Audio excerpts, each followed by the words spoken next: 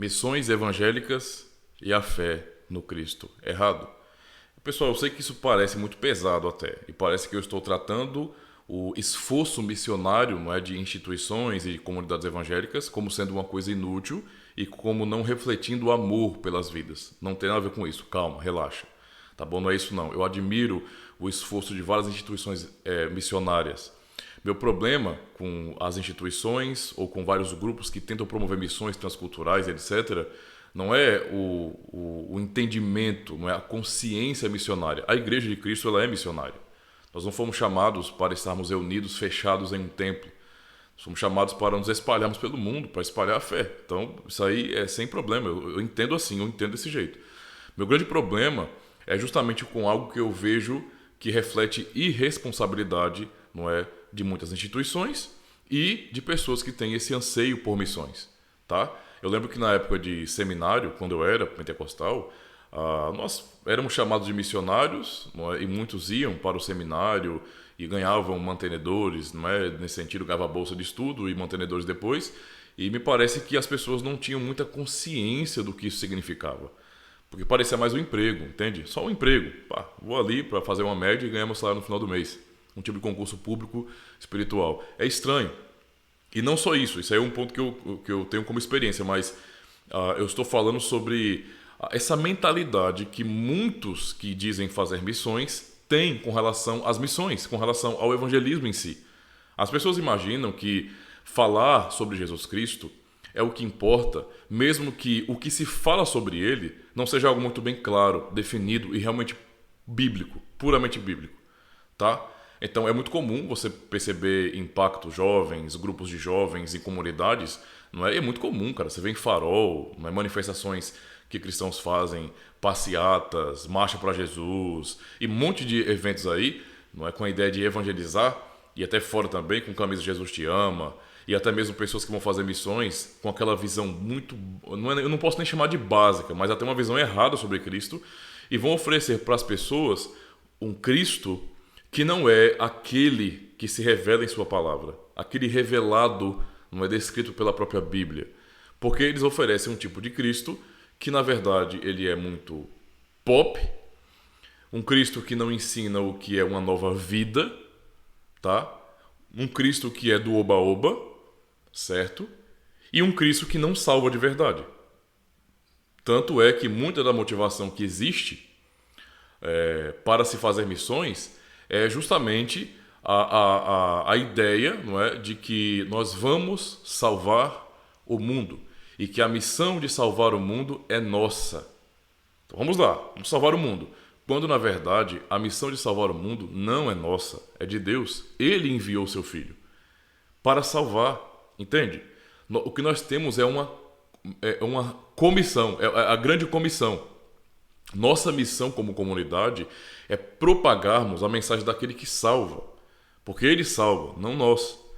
Então, quando nós vamos para as missões, a ideia é essa, tem que haver responsabilidade para que os missionários sejam realmente bem treinados e eles possam ir ao campo com condições de estabelecer igreja. O pessoal, eu vejo tanta irresponsabilidade que pessoas que são enviadas para o campo missionário não podem concluir um trabalho. Tipo, eles vão, fazem aquela zoada toda, não é? Aquela coisa cultural, aquele impacto cultural, e daí aí cada um crê e depois vai para qualquer igreja, tanto faz.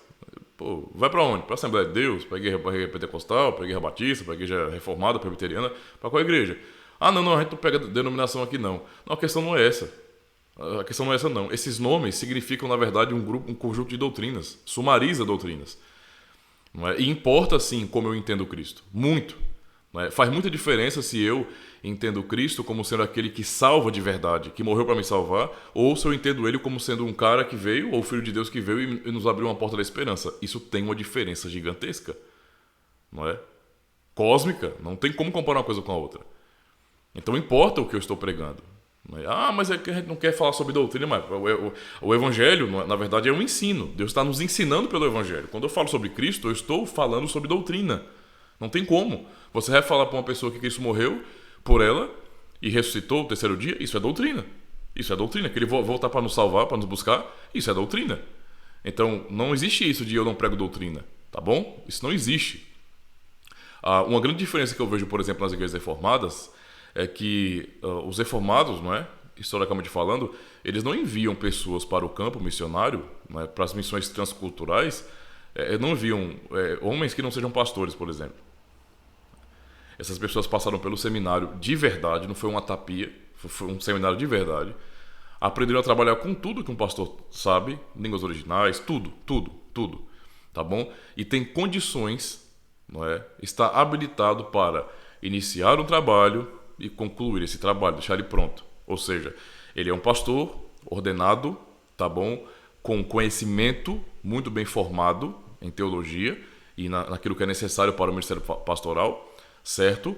E além disso, ele vai começar um trabalho de evangelismo, projetos, não é? E pessoas vão começar a chegar, se converter, ele vai poder batizar as pessoas, porque é um ministro ordenado, vai fazer o que é necessário, não é? Serviço da ceia, não é? Fazer casamento, que não é um sacramento, casamento não, tá? Não interessa não. Mas também fazer casamento e, inclusive, não é? Instituir uma igreja, porque vai poder ordenar oficiais, presbíteros e diáconos, não é? Eu acho estranho quando grupos, comunidades enviam pessoas que não têm nenhum tipo de preparo, de condições para fazer missões. E veja que as pessoas parecem que têm um certo medo de que a missão falhe. Pessoal, a missão não é nossa, não. É de Deus. Sabe aquela questão de que se eu não enviar pessoas, pessoas em tal país vão para o inferno? Ninguém vai para o inferno assim. Ninguém vai para o inferno porque eu não fui até lá. Você está entendendo? Não é minha missão salvá-los. Então nós precisamos ter paciência e fazermos as coisas todas certinhas. Sabe? Aquele desespero, aquela insegurança, aquela falta de confiança na providência de Deus, como se o Senhor fosse como nós, que nos atrasamos e que falhamos em nossos planos, fazemos um plano agora, mas não temos condições de dar segurança de que ele vai ser cumprido. Deus não é assim, não. E a missão é dele. Você acha que vai ter falta? Você acha que vai faltar alguém no céu? Vai faltar alguém no céu? Vai alguém a mais para o inferno? Isso não existe. Essa visão é uma falta da compreensão da soberania e providência de Deus. Entende? Não faz sentido. Então essas comunidades e essa mentalidade missionária moderna, digamos assim, do século XXI, é muito assim. Sabe? É uma missão bem romântica. Eles acham que realmente estão salvando as pessoas e tem que ter pressa. Tem que ter pressa. Jesus está com pressa. Com pressa de quê? Ele não vai perder o horário, não tem como. Não é? Ele, o nosso Deus é o criador do tempo. Ele não vai perder a hora, não. Relaxa. Deus não faz nada atrasado, nem adiantado. Tudo ele faz no tempo certo. Porque ele tem um tempo em suas mãos. Ele é o Senhor do tempo. Entende a situação? Como é contraditório, né?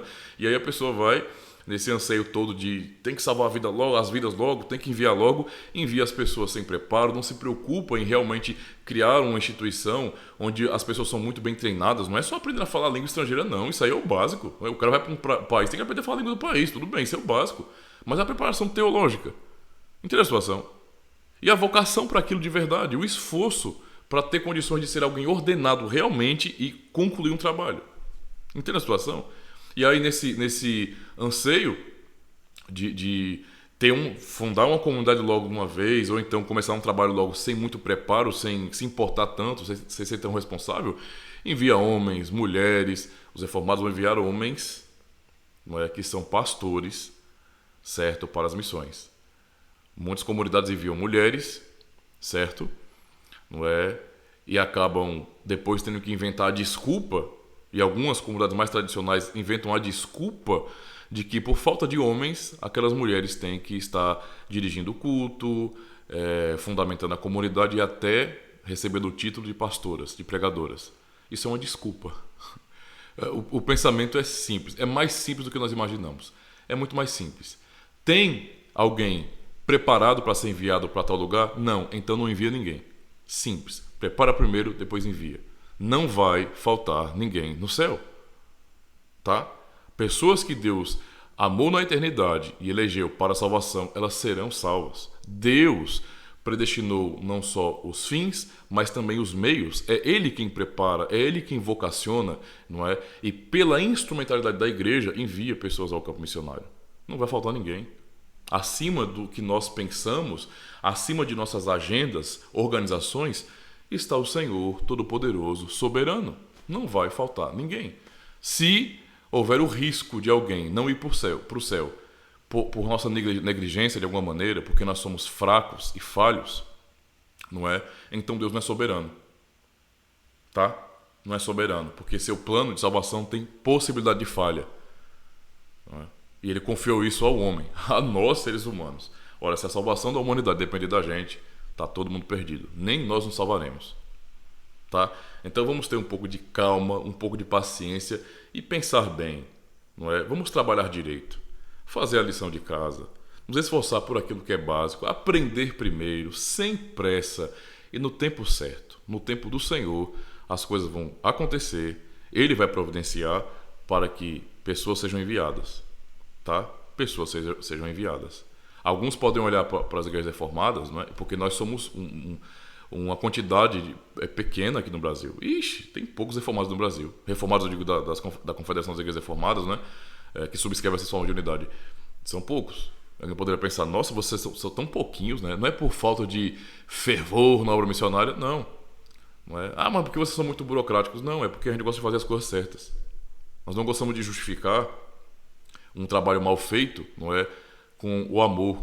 A gente não quer usar o amor pelas almas como desculpas para fazer um trabalho mal feito. Não. Vamos fazer tudo certinho, porque há um Senhor soberano sobre a obra missionária. Tá bom? O que é que você pensa sobre isso? Deixa aí nos comentários. Valeu, muito obrigado.